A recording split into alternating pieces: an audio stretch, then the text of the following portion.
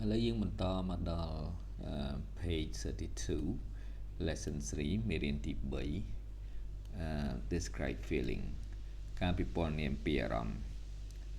you have some vocabulary យើងមាន vocab មួយចំនួនបាទវាស័ព្ទមួយចំនួន adjective for feelings គុណនាមដើម្បីពិពណ៌នាពីអារម្មណ៍ um so we have they are excited ពួកគេរំភើបខ្លាំងណាស់ she is scared នាងភ័យខ្លាចខ្លាំងណាស់ he is angry គាត់ខឹង he is bored គាត់មានអារម្មណ៍ថាអផ្សុកឬក៏បាទអត់មានអីធ្វើ remember តែកុំភ្លេច happy and sad បាទពាក្យថារីករាយហើយនិង sad យើងបន្តមកដល់ reading ការអាន read two letters requesting advice on an advice website ចូលអានសម្បត្តិចំនួន2ដែលស្នើសុំដំបូន្មានពីគេហទំព័រមួយនិយាយអំពីដំបូន្មាន when there is something wrong ask the answer man ប្រសិនបើមានអ្វីមិនប្រក្រតីចូលសួរបរិះដែលជាអ្នកឆ្លើយឬក៏សួរអ្នកឆ្លើយ answer man help លោក answer man សូមជួយផង my 13 years old daughter Rabbi is on her school soccer team កូនស្រីវ័យ13ឆ្នាំរបស់ខ្ញុំឈ្មោះថា Rabbi កំពុងតែស្ថិតនៅក្នុងក្រុមកីឡាបាល់ទាត់ប្រចាំសាលារបស់នាង Their first game is tomorrow ការប្រកួតដំបូងរបស់ពួកគេគឺនៅថ្ងៃស្អែក and she is very excited ហើយនាងមានអារម្មណ៍ថារំភើបខ្លាំងណាស់ Unfortunately she has a cold តែជាអកុសលនាងមានជំងឺផ្ដាសាយ It is nothing too serious ប៉ុន្តែមិនជាធ្ងន់ធ្ងរនោះទេ and she doesn't have a fever ហើយនាងក៏មិនមានជំងឺក្តៅខ្លួនដែរ but she feels sick ប៉ុន្តែនាងមានអារម្មណ៍ថាឈឺ runny nose គឺមានហៀសម្បោរ sore throat etc មានឈឺកហើយនឹងផ្សេងទៀត I know you are not a doctor answer man ខ្ញុំដឹងថាអ្នកមិនមែនជាវិជ្ជបណ្ឌិតទេលោក answer man but I need advice ប៉ុន្តែខ្ញុំត្រូវការដំបូន្មានពីអ្នក I want to make the right decision ខ្ញុំចង់ឲ្យមានការសម្រេចចិត្តបានត្រឹមត្រូវ Rabbi can't play tomorrow right Rabbi មិនអាចលេងបានទេនៅថ្ងៃស្អែកមិនអញ្ចឹង Well the question isn't can she play បាទសំណួរហ្នឹងគឺមិនមែនថានាងសំណួរហ្នឹងគឺមិនមែនតើនាងអាចលេងបានឬទេ It should she play វាគួរតែថាតើនាងគួរតែលេងឬអត់ I think you know the answer moms ខ្ញុំគិតថាលោកស្រីបានដឹងពីចម្លើយ But in case you aren't sure ប៉ុន្តែក្នុងករណីដែលអ្នកមិនច្បាស់ My advice is she shouldn't ដំបូន្មានរបស់ខ្ញុំគឺថានាងមិនគួរលេងនោះទេ Give her a lot of hot chicken soup សូមផ្ដល់ឲ្យនាងនៅស៊ុបមាន់ជាច្រើនបាទស៊ុបមាន់ក្តៅជាច្រើន and tell her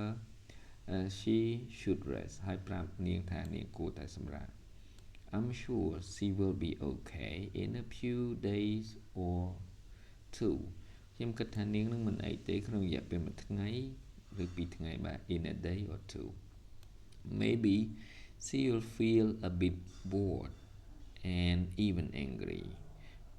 ប្រហែលជានាងអាចនឹងមានអារម្មណ៍ថាបាទអផ្សុកបន្តិចឬក៏អាចនឹងខឹងផងក៏មាន In any case I hope she feels better soon ក្នុងករណីណាក៏ដោយខ្ញុំសង្ឃឹមថានាងនឹងមានអារម្មណ៍ប្រសើរឡើងក្នុងពេលឆាប់បាទអត្ថបទទី2 I need help and cement and fast ខ្ញុំត្រូវការជំនួយលោក answer man ហើយត្រូវការបញ្ញាប់ My new girlfriend Daisy and I are going out tomorrow night on our first big date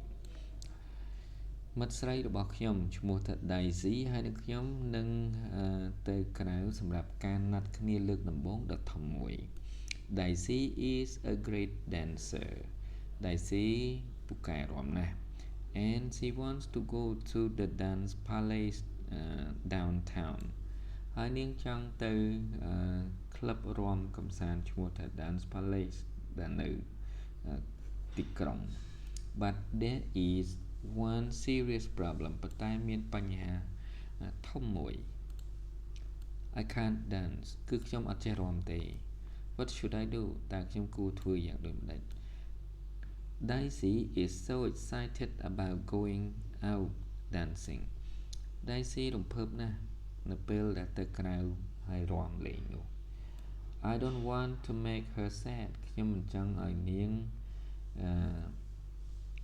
មានអារម្មណ៍អន់សប្បុរសចិត្តទេ and ruin our first date ហើយធ្វើឲ្យខូចruin ធ្វើឲ្យខូចធ្វើឲ្យខូចនៅការណាត់លើកដំបូងរបស់ពួកយើង This is bad answer man បាទនេះគឺមិនល្អតតែសោះហើយ answer man I need advice now ខ្ញុំត្រូវការដំបូន្មានក្នុងពេលឥឡូវនេះ Well Bruce I don't think you can learn to dance in the next 24 hours បាទ Bruce ខ្ញុំគិតថាអ្នកមិនអាចរៀនរាំក្នុងរយៈពេលត្រឹមតែ24ម៉ោងបានទេ The way I see it you have two choices តាមអ្វីដែលខ្ញុំមើលឃើញអ្នកមានជម្រើសពីរ Either tell Daisy the truth that you simply can't dance អាចប្រាប់នាងដោយត្រង់ថាអ្នកមិនចេះរាំ or lie to her don't tell the truth ឬក៏កុហកនាងថាអ្នកកុំប្រាប់ការពិត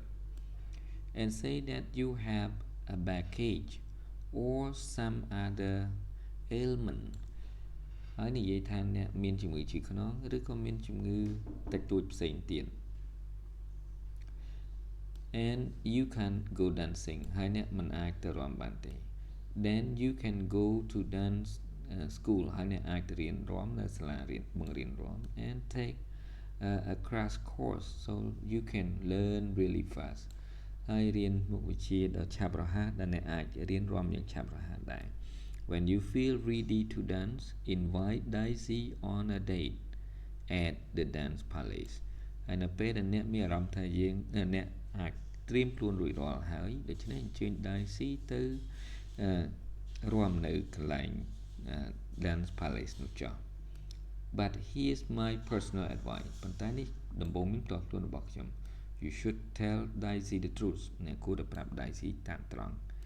that you just can't dance ថាអ្នកមិនចេះរាំទេ or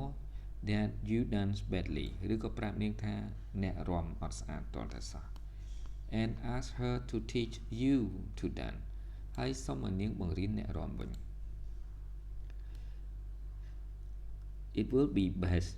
I will be best she will be really happy ខ្ញុំគិតថានេះនាងនឹងពិតជារីករាយមិនខានសូមអរគុណ